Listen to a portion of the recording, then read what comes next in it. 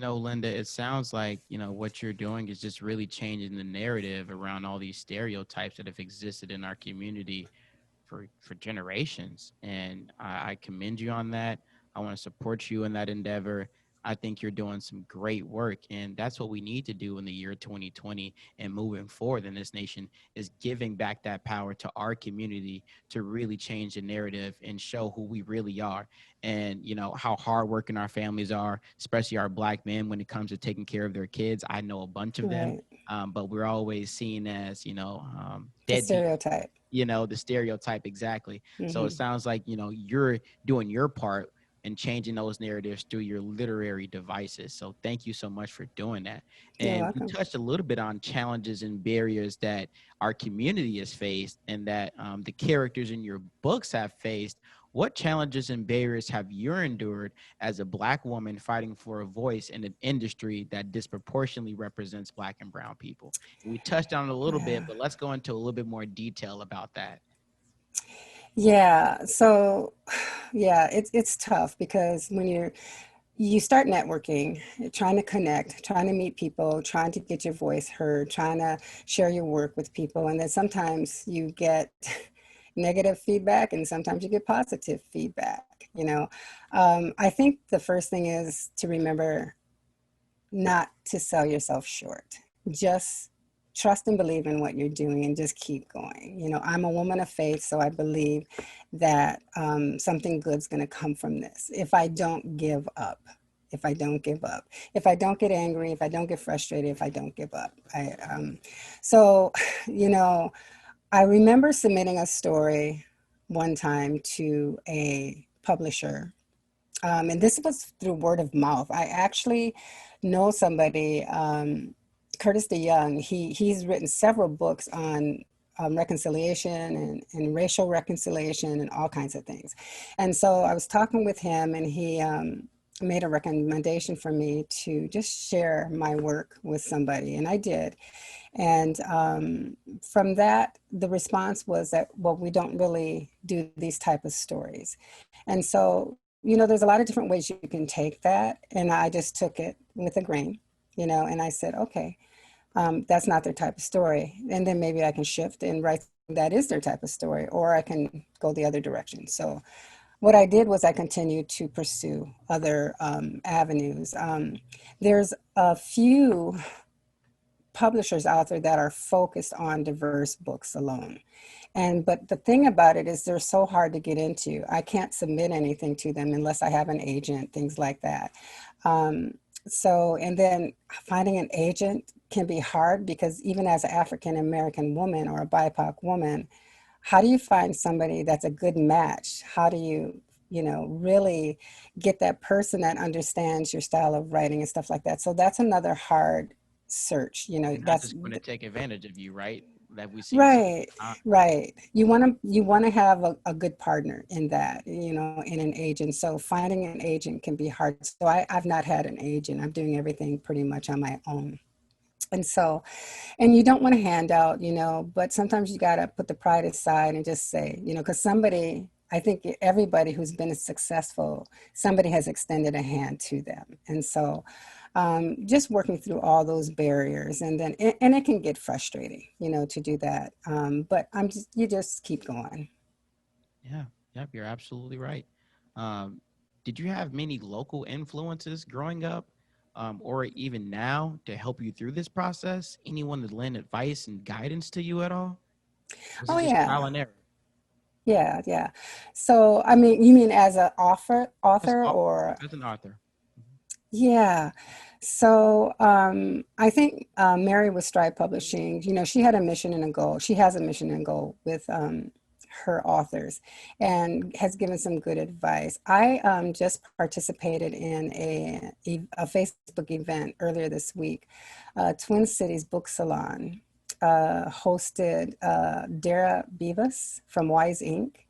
And she was just talking to us authors about, the work, the challenges, and, what you're faced with. And actually, what she probably didn't even know is that she was actually affirming me when she was talking, that everything that I was doing was spot on. that I was doing the right things, that I was staying committed, that I was writing, that I should continue writing and things like that. And she talked a little bit about some of the challenges. You learn as you go. Sometimes you will make mistakes and stuff, but you just keep going and just take that as something you've learned from your mistakes. So she was really helpful. And then I have to say the Facebook groups that I'm in, because they're nothing but authors and illustrators, and there's always dialogue every day. I can open up one of the groups and just listen to the dialogue and see what's happening. And I can ask a question. I can ask any question as an author or even a self-publisher, and I always get a response. So there's some really good space on Facebook to get support from other people who are in the field and have had different experiences in the industry. I always say that Facebook is, it's the destruction of us, but honestly, Facebook could be used for a lot of good. In your example, it's Yeah. allowed you to connect with other people who are in a similar situation as you, or maybe in a position that you want to get to, and you can connect with them. You can learn from them. You guys can learn together as a community. So Facebook is good in that regard, I suppose. It really has benefited me as an author. And I also want to say the loft is pretty awesome. I participated in a workshop, and they're actually the ones that suggested, made the recommendation to join Facebook groups, get your name out there, get to know other people, hear other people's stories, and things like that. And the loft is actually an excellent place to get support and guidance and help. As an emerging or even a seasoned author. I'm an emerging author. I've publisher. I've just been in the field really for the last 3 years. So And I'm very familiar with the loft, but for the audience members, can you explain a little bit about what the loft is, where it's located, and what kind of support they have to offer people? well, I think everything's pretty virtual now, but like I said, they do offer a lot of workshops and classes in support of the literary field in general. They support you, anything you need to know. And I think really it's in their workshops offerings that they have. And I think that's pretty much it for me. I mean, that's my experience with the loft right now. I'm sure they do a lot more things than that, but it's been the workshops and the classes and then the support, to publishers and authors in the field. Great. So, what additional advice or guidance can you lend to young, aspiring Black writers and authors? I know you said you've only been publishing for the last 3 years, but you've been writing for a number of years. What advice can you lend our young people who want to go Right. into that industry?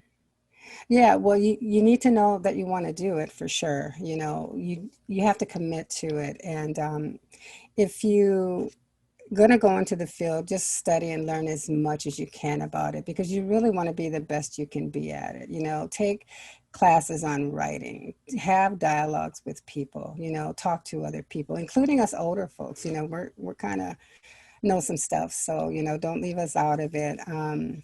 Work hard, learn harder, if you can. And yeah, I think that's what I can offer right now. Don't give up if you really love to do it, because there's something there that we probably need to hear. Work hard, learn harder. I don't think I heard that one before, Linda. Okay. Well, With there your you go. permission, I might take that from you. With your permission, of course. Oh, I sure. like that. Work hard, learn harder. And people say things like that, and we label them as cliches, but it's a cliche for a reason, right?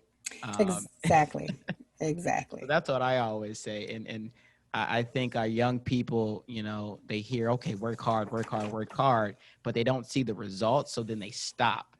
And for me, it's Yeah. like, yeah, you have to keep working and praying. I pray to God, and I Mhm. definitely give credit to God for all of my accomplishments. So it's a combination of praying, the combination of working hard and being persistent, and then you will eventually see those results. You're not gonna make that $1 million right away, but you'll Right. if your goal is money, monetary goals, you'll see 20,000, 30,000, 50,000. You stay persistent, you stay praying, you stay dedicated to what you're doing, and that should just grow. And I think that's going to be the same recipe in everything that you do in life. It's just stay Right. persistent, stay dedicated. Yeah, you can't give up. If you talk to an athlete, they would never tell you that they give up, or anything like that. You don't want to give up on your dream, even if you don't see results. And then it could be that one time, you're almost there and then you gave up. But it was that next inch, that you could have taken, and it could have made the difference, all the difference in the world. So you want to continue doing it. And as I've said, yes, I've been writing for a long time. And as I said, I'm 65. So I started when I was young. So this is just something that's just starting for me. It's not that everybody's journey is going to be the same as mine, but, in between, I had a family, raised a family, and did other things, and learned a lot of other things that, helped with my journey here. The other thing I was going to say about Isaiah Sunglasses, when I tried to uh, get it published back in 2000, I realized when it was published in 2017, 2018, that it was 2000, it wasn't ready. It wasn't the Mhm, right time, even though I was trying to do it. And then fast forward to 2018, now's the time to do it, mhm, because I think back then I would not have gotten the illustrations that I've gotten, when I first published it. And the other thing about Isaiah Sunglasses, I have to republish it now into a new edition because my contract ended with Strive. So at that point, I had to decide, was I going to just let the story go now? And it's like, no, I have to hire a new illustrator, find a new illustrator, and redo the book in a new edition. And that's okay. So things do evolve. But yeah, back in 2000, it wasn't the right time.